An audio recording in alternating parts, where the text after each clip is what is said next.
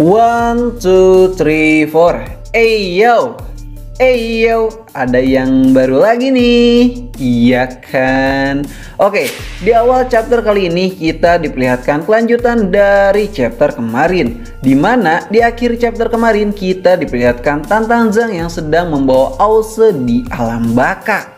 Dan di chapter kali ini kita diperlihatkan kejadian atau peristiwa sebelum Tantan Zhang menembus alam baka, dimana di saat Tantan Zhang terjatuh dari jurang itu, dia berusaha menggapai tubuh Aoze untuk menyelamatkannya. Akan tetapi Aoze sudah tidak sanggup lagi katanya. Dan di saat itulah, boom, mereka pun terjatuh ke dalam air. Di saat mereka terjatuh ke dalam air, Tantan Zhang pun mulai panik seketika karena dia tak bisa berenang, ujarnya. Akan tetapi dia berusaha tenang di sana demi bisa menyelamatkan Aoze, murid kesayangannya itu. Setelah dia tenang, tiba-tiba dia bisa melihat begitu banyak bangkai makhluk berlendir itu yang sudah rapuh saking lamanya. Di saat Tantan Zhang mencoba menggapai Aoze, tiba-tiba pusaran air pun datang entah dari mana dan membawa mereka berdua ke dalamnya. Setelah itu, tiba-tiba mereka pun terjatuh di suatu tempat yang sangat gelap. Di saat Tantan Zhang bangun, dia berkata, Aduh, sakit sekali. Sepertinya hari ini tulangku banyak banget yang patah. Lalu Tantan Zhang pun melihat Aoze yang tak sadarkan diri karena lukanya. Tantan Zhang pun baru sadar dan bertanya, di mana ini? Tempat apa ini? Kenapa di dalam jurang itu ada tempat seperti ini? Lalu tiba-tiba seseorang pun datang dan berkata, jangan panik, tak ada yang bisa keluar jika sudah masuk ke dalam sini. Tantan Zhang yang melihat sosok tersebut berkata, apa-apaan ini? Auranya begitu berat. Tantan Zhang pun bertanya, siapa kau? Akan tetapi orang itu lupa akan namanya. Panggil saja, aku penuntun alam baka, ujarnya. Tugasku di sini untuk menuntun arwah yang tersesat biar mereka tak menjadi iblis dan menjaga keamanan alam baka ini. Lalu Tantan Zhang pun memperkenalkan dirinya. Namaku Tantan Zhang. Aku mau bertanya kepadamu, apakah ini benar-benar alam baka? Jika itu benar, aku kira hanya orang-orang yang sudah mati yang bisa ke sini. Penuntun pun menjawab, iya, ini adalah alam baka. Kau salah satu orang yang sudah mati, ujarnya. Bagaimana mungkin? Aku hanya jatuh dari jurang. Aku masih hidup, ucap Tantan Zhang. Penuntun itu pun menjawab, begitulah mereka yang sudah mati suka tidak sadar bahwa dirinya sudah benar-benar mati di sana. Lalu Tantan Zhang pun mencoba mengingatkan kejadian sebelum ia datang ke sini, di mana dia yakin sekali bahwa dirinya belum mati. Penuntun berkata kepada Tantan Zhang untuk melupakan kehidupan duniawinya. Ini adalah suratan takdirmu, Tantan Zhang. Pergilah dan lewati jalan itu agar kau bisa bereinkarnasi. Akan tetapi Tantan Zhang menolaknya dan dia mau mencari jalan keluar sendiri, ujarnya. Penuntun itu hanya diam melihatnya. Lalu di saat Tantan Zhang mau melangkahkan kakinya, penuntun itu pun berkata, jika kau tak mau kembali melewati jembatan itu dan terus berjalan di alam baka, maka kau akan kehilangan semuanya. Pikiranmu, staminamu, serta kau akan menjadi arwah jahat yang membusuk di sini. Tantan Zhang pun mengerti akan hal itu. Akan tetapi dia tetap bersikeras akan mencari jalan keluarnya untuk kembali ke alam manusia tanpa melewati jembatan itu. Tantan Zhang pun pergi sambil berkata, terima kasih saranmu, aku pergi dulu. Di tengah perjalanan, Tantan Zhang pun merasakan ada yang aneh di sekitarnya. Lalu beberapa orang pun muncul menghampirinya dan berkata, maaf aku mengganggumu, tapi bolehkah kami meminta sedikit kekuatan spiritual itu? Tantan Zhang pun berkata di dalam hatinya, apakah ini yang disebut dengan arwah jahat yang membusuk itu? Lalu tiba-tiba mereka pun menyerang Tantan Zhang. Dengan sigap Tantan Zhang pun bisa membereskan mereka semua. Akan tetapi semua yang dilakukan Tantan Zhang itu percuma, karena mereka dengan cepat kembali mengejar Tantan Zhang layaknya seekor zombie. Tantan Zhang pun berlari sekuat tenaga sambil membawa Aoze. Dan akhirnya mereka pun berhenti mengejar Tantan Zhang.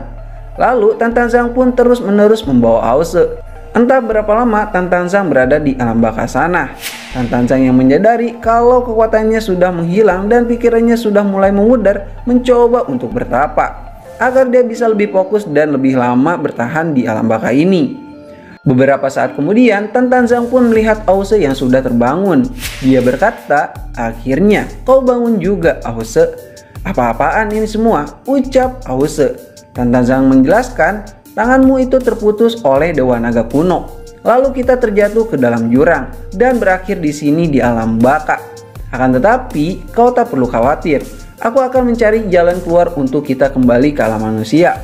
Lalu Ause pun berkata kepada Tan Tanzang sambil menangis menahan emosi, "Kenapa? Kenapa kau menyelamatkanku padahal aku sudah tidak mempunyai tangan lagi? Aku hanya orang cacat yang tak berguna. Kenapa kau tak biarkan aku mati saja, Tan Tanzang?" "Sial, aku makin tak berguna. Padahal aku sudah siap untuk mati," ucap Ause. Tan Tanzang yang melihat Ause yang marah serta menangis berkata, "Orang mati saja ingin hidup. Tidak mungkin orang hidup ingin mati, Ause. Kenyataannya sekarang kita masih hidup di dalam alam baka, di tempat yang menjijikan ini. Jangan pernah menyerah, Ause, berjuanglah hingga akhir," ucap Tan Tanzang. Tiba-tiba di saat mereka sedang asik ngobrol, arwah jahat itu pun muncul kembali dan mencoba mengambil kekuatan spiritual mereka. "Sial, mereka lagi," ucap Tan Tanzang. Lalu Tan Tanzang pun bersiap-siap untuk menghadapi mereka dan menjelaskan kepada Ause bahwa mereka adalah arwah roh jahat yang bergentayangan di alam baka ini. Dan baku hantam pun terjadi di sana. Tan Tanzang pun berhasil mengalahkan mereka semua dengan mudahnya. Di saat Tan Tanzang mau mengajak Ause untuk kabur karena sebentar lagi mereka bangun, ya kan? Tiba-tiba Ause pun berkata, Apa yang kau lakukan, Tan Tanzang? Dari tadi tidak ada siapa-siapa di situ. Kau bertarung layaknya orang bodoh." Dan benar saja, para makhluk itu pun menghilang seketika, alias ilusi mata, ilusinasi semata. Tan Tanzang pun mulai berpikir, apa cuma dia yang bisa melihatnya? Di saat dia mencoba berpikir, dia pun tak bisa. Lalu Tan Tanzang pun mulai menyadari bahwa dirinya sudah kehilangan akal sehatnya, dan api spiritualnya berubah menjadi gelap.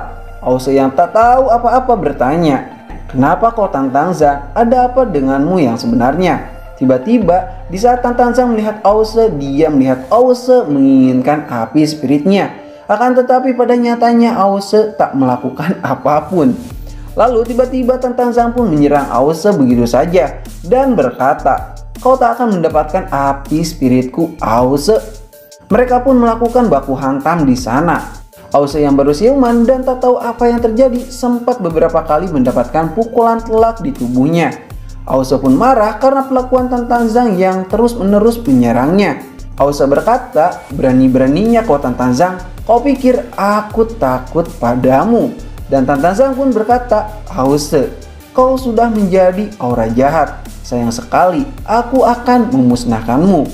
Dan mereka pun baku hantam di sana. Akan tetapi tiba-tiba scene pun berpindah ke kota kuno, di mana Bai Lang, Xiao Yu dan juga si kucing barbar sedang dibakar hidup-hidup di sana. Semua warga kota batu pun tertawa di sana.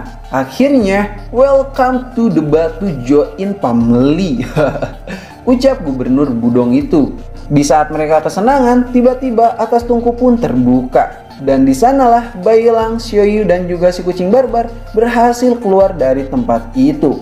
Dan chapter kali ini pun berakhir di sini. Terima kasih sudah nonton channel ini. Like aja jika kalian suka, dislike aja jika kalian tidak suka. Sampai jumpa di next video.